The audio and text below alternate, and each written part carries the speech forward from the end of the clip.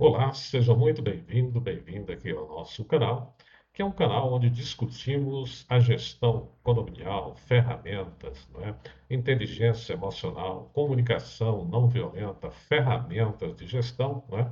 Tudo isso com o intuito de melhorar cada vez mais a gestão condominial, ou seja, a gente desenvolver um modelo ou uma teoria para a gestão condominial. Não é?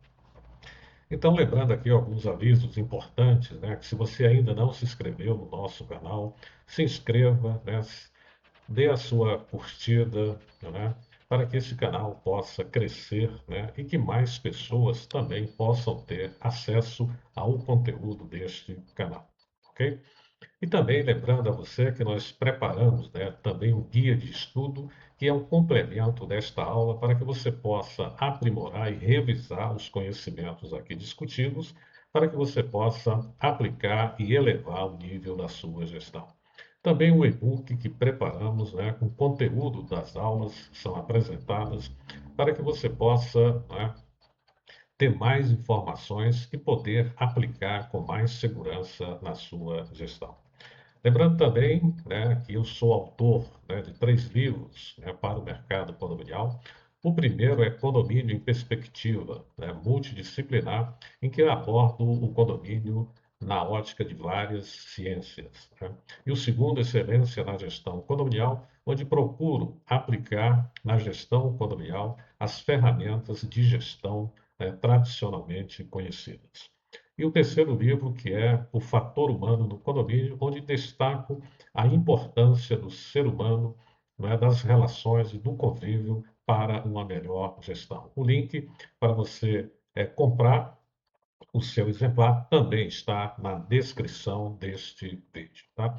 Eu vou preparar aqui a minha apresentação para que a gente possa iniciar a nossa discussão de hoje, né, que é um tema muito importante para nós.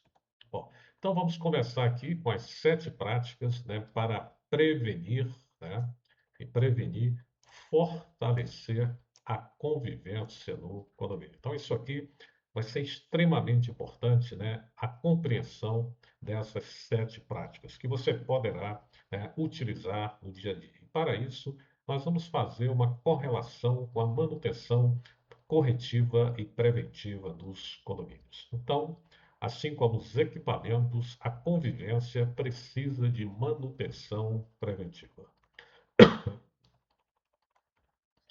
Então, nós temos aqui uma frase de impacto, onde nós vamos começar a nossa discussão, e você já deve ter percebido isso, né? Que os conflitos, raramente, eles começam grandes.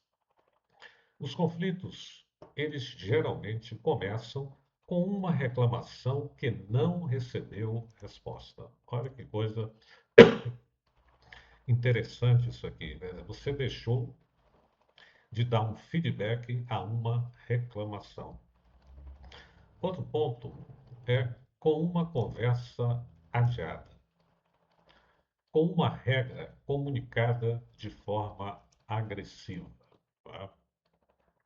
Com um morador que deixou de participar. Então, tudo isso aqui, gente, são sinais, né, que, se são ignorados, isso aqui contribui para que conflitos, né, eles cresçam de forma silenciosa, transformando em conflitos grandes, né? Então, é prestar atenção nesses sinais. Devem existir outros, mas esses aqui também são importantes para você prestar atenção no dia a dia da sua gestão, tá?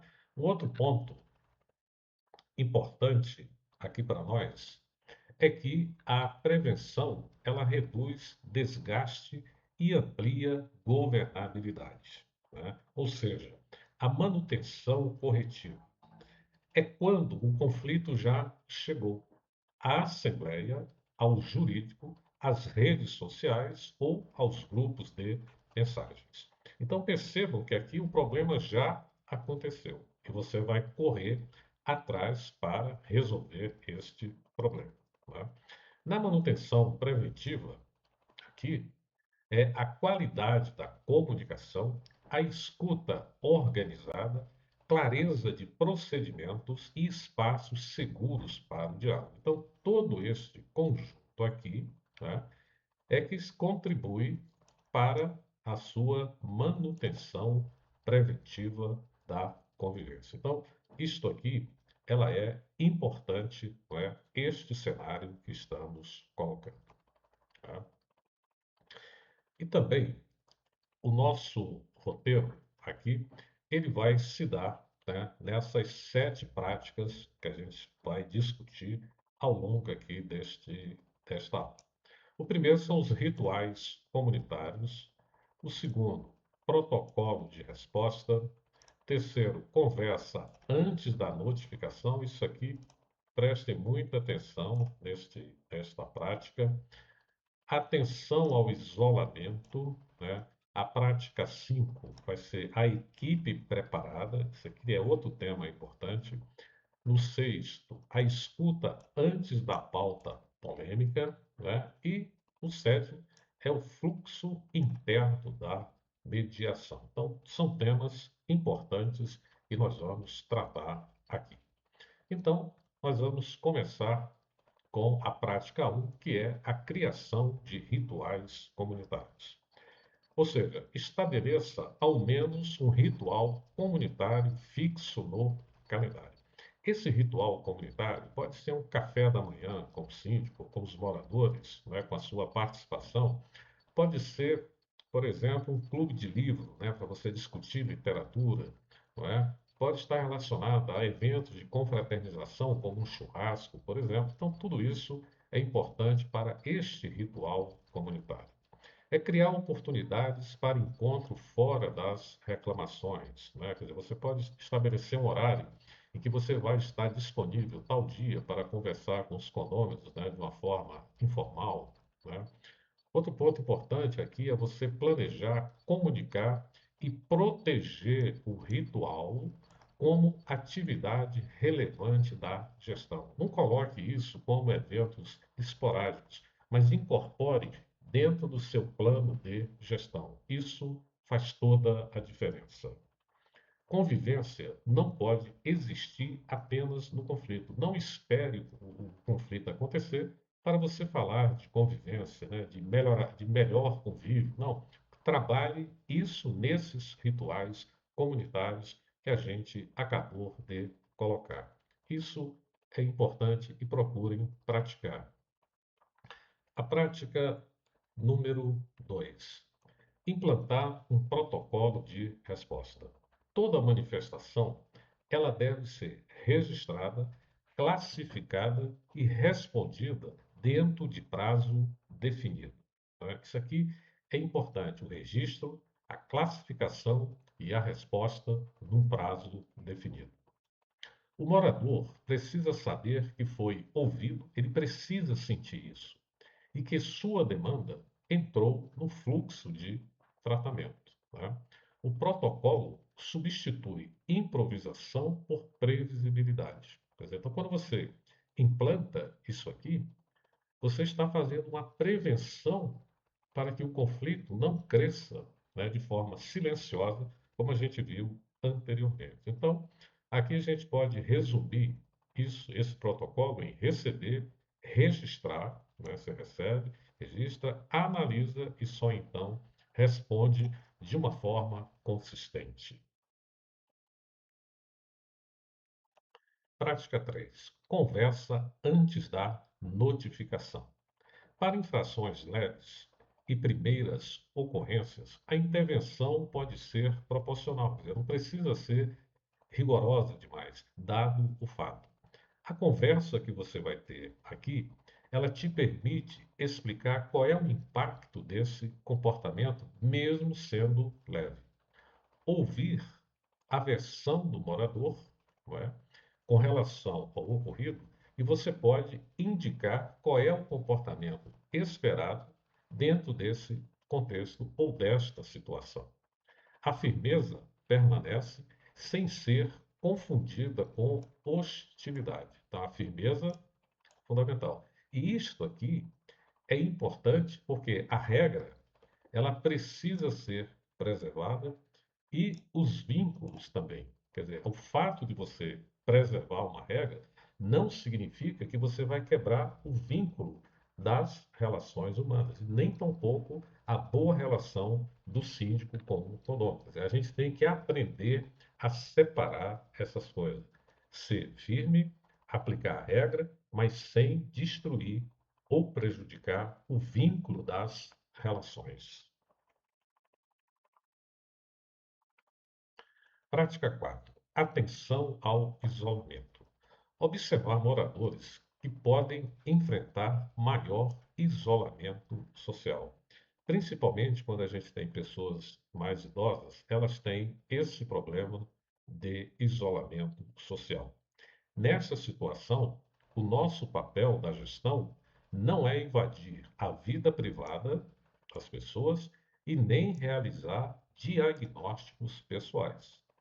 É criar pontes simples e respeitosas. Ou seja, lembra dos rituais comunitários que nós falamos? É como que a gente pode convidar, integrar essas pessoas nesses eventos que estamos organizando para melhorar o convívio das pessoas. Então, você pode fazer essa ponte sem invadir a privacidade das pessoas. Ok? E a nossa prática número 5, que é preparar a equipe.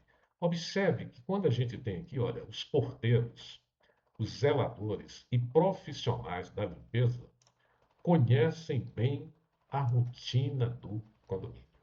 Então, por eles conhecer bem essa rotina, eles precisam atuar, né, de forma cordial, com discrição e com imparcialidade e respeito aos procedimentos. Não é? Ou seja, eles devem acolher, registrar e encaminhar situações de forma profissional. Né? Então veja que a preparação da sua equipe, gente, é um item essencial desse processo. Então, equipe treinada, comunicação coerente, tudo isso contribui o quê? Para você criar um padrão institucional. Olha que coisa importante, não é? Escutar antes das chamadas pautas polêmicas, né? Então, por exemplo, mudança no uso de áreas comuns, obras de impacto, revisão de regras e rateios extraordinários não devem aparecer como surpresa para as pessoas. Então, se você tem alguma dessas pautas, elas são inevitáveis, você pode começar atuando com escutas prévias, porque elas permitem levantar dúvidas dos moradores, mapear os moradores que são resistentes, né?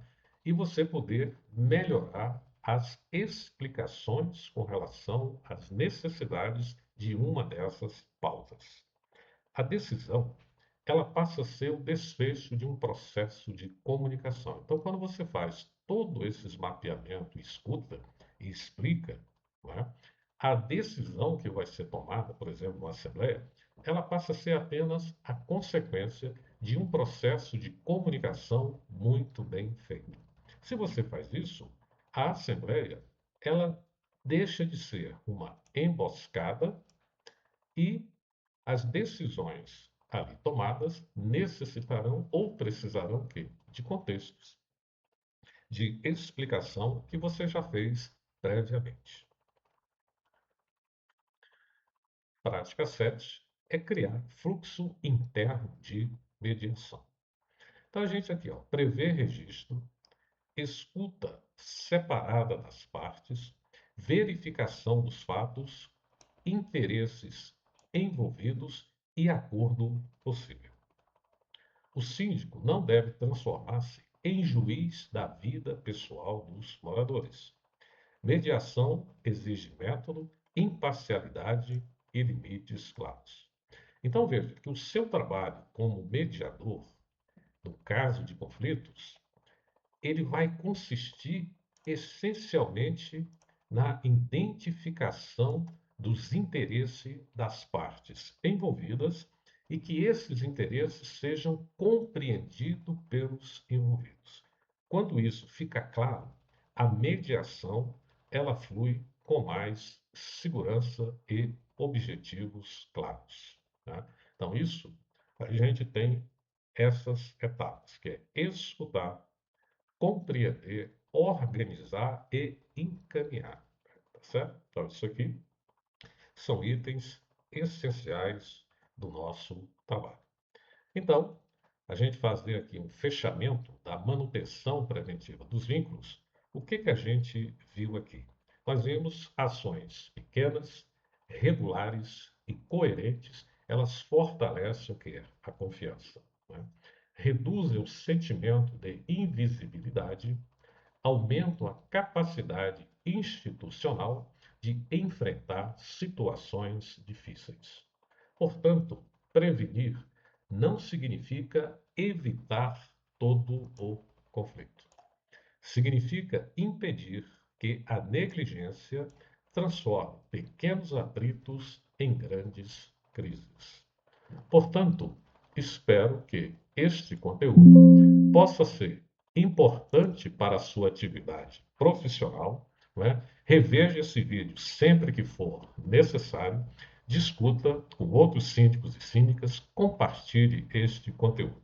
Quanto mais conhecimento, mais nos diferenciamos como profissionais e transmitimos autoridade naquilo que fazemos, ok? Então, bons estudos, né? E um grande abraço e nos veremos no nosso próximo encontro. Até lá.